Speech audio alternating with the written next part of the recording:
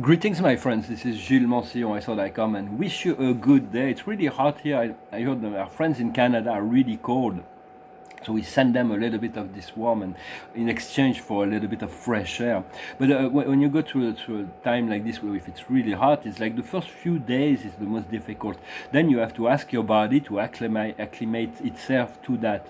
Yesterday I talked about the Urantia book. It's a really big book of Revelation. It is very powerful and it prepares us for the highest ascension, but it's not for everybody. And the link I left of the introduction is the most complex of all the papers of the book.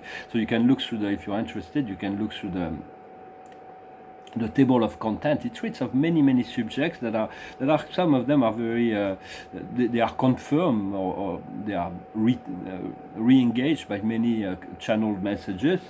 And do not worry if something goes over your head, like when you receive an information from spirit, from a channel message or whatever, and you don't really understand it, it's still anchoring into your subconscious, and your I am presence and your spirit guides will bring it back up when it is the time to bring it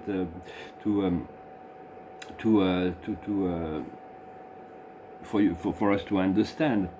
And so what's very important is to protect our energy against all of the dark scenarios. It is just a stage, and God is in charge and knows all this, and behind the scene there is a whole plan that is going on, that is infallible, that is immortal, that is eternal. And so you want to align with your highest empowerment, your highest joy, rather than fighting against the dark or being afraid or whatever. You have to let go of all that. There is always dark entities that are lingering around all the conflict. When there is a conflict, there is always a demon that's there to continue to fuel it. Whenever there is a negative energy, rather than send it back or send the energy back to the perpetuator, send it back to the source, send it back to the mother, send it back to the earth. They will know how those divine beings will know how to handle, to transmute that. But if you send it back to he who creates the conflict, then you're just fueling it. So it is very important to understand that. I'm going to pull some oracle, I'll put a few little oracle at the beginning and a few oracles at the end. And to see what the observer of the day, my card of the day personally was time of the nap. I had to rest and recuperate, get ready. So the observer of the day is the solid foundation. We have to build a solid foundation. God knows already all that is going on. If He allows this, it's because it serves the evolution. So do not get involved mentally, emotionally with all that is going on. Build your foundation, build your connection. The highest wisdom is the yin, to allow things to unfold naturally, to trust that everything will come in due time. Like the Buddha said, the day you plant the seed and the day you eat the fruits is not the same day. So just continue to plant the seed, to water your inner garden, to cultivate the sense of joy, of happiness, of well-being, of creativity. What do you really want in your life? And what we need to understand is flexibility, not to be rigid in terms of what needs to happen or whatever, just to know what you want, but to be flexible in relationship to what life offers. What we need to do is to respect the rules, to understand the law, the cosmic law, the law of one, to continue to follow the what makes sense in terms of both ethics and moral and sense of self and what for just whatever, to understand the order of things. We want to return to this divine order, and the outcome will be the wind of change. This wind of change blows straight into the face of time, like a storm wind that will ring the freedom bell for peace of mind in the song, like the song says. So the wind of change is like to blow. Our energy is like the wind of change that blows into the cell of history. We're really here to transform the world, at least to make our life good. Don't have to take on the responsibility or the psychological responsibility to believe that but because we're all part of this great process. And so it is important to continue to call on the angel, to work with the angels, to fly with the angel, and to be indifferent to all the dark archetypes, the dark ideas, the dark energies, and the dark people, to not allow them to bring you down, to move into this fifth dimensional, to more and more, because on this cross of matter, time and space will continue to unfold. But if we're anchoring the more and more into our pillar of light, then it brings us back to our pyramid of light on the upper planes of the fifth dimension. It is well anchored. For darkness comes from ignorance and the obscure. It's like God has put a veil on the consciousness of being, so they believe certain things and they're allowed to do certain things, but they're only veils. So do not be fooled. Just try to remove your own veils, and for it is always easier to see what everybody else is doing wrong than what we have needs to correct. So we need to release all the fears, all the loss, all the traumas, all the pains, all the negative beliefs, all of the catastrophes, all of that. We do not want it, we do not need it. It is healed. Just make this statement: I am healed, I am whole, I am that I am, I am the love, I am the light, I am the truth of God, I am joy. So love and joy only, and to realize the healing is complete. There is a deep traumas that are subconscious, come from Lemuria and Atlantis. Those two civilizations were very advanced. Lemuria was a very spiritual, matriarchal civilization, but they were not really physical then. With our first coming to the earth, there was never struggle or survival or need to eat or anything like that. And then eventually Atlantis was the most advanced physical material civilization on the planet. There was 200,000 years of golden age, and 17,500 years ago there was the fall of Atlantis, the first fall, known as the Great Deluge. As the second deluge. And then it broke up into 5 islands, and 5,000 years later, in 12,500 years BC, there was the final fall of Atlantis. But there is all kinds of good memories that will come back from this period of time. So I'm still a bit under the weather. So we need to clean up the water. First, we need to work with the Undine, this is the elemental within ourselves, to elevate all of the water, to have more love that flows through our vein.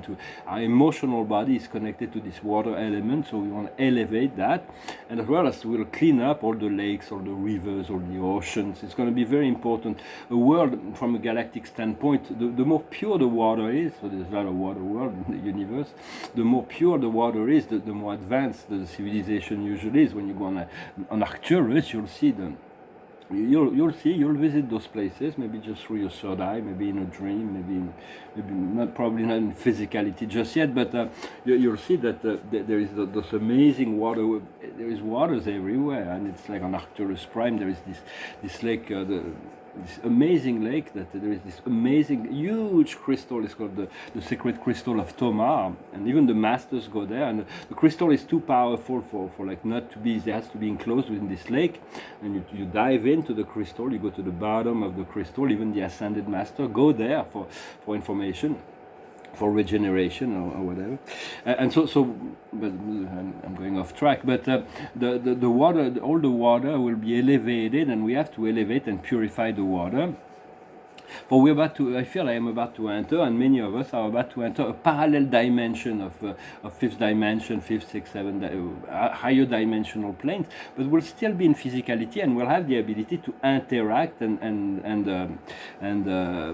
because we can't, like, even if we move into this sphere of grace, of paradise, of happiness on the planet, we cannot just abandon all the souls that may still have a chance to come in. So we'll have to still be there to assist them in bringing them when they're ready to create bridge, so they can jump into this reality. Although there's going to be a separation of world, many of them are undecided and will still need our help to make a shift.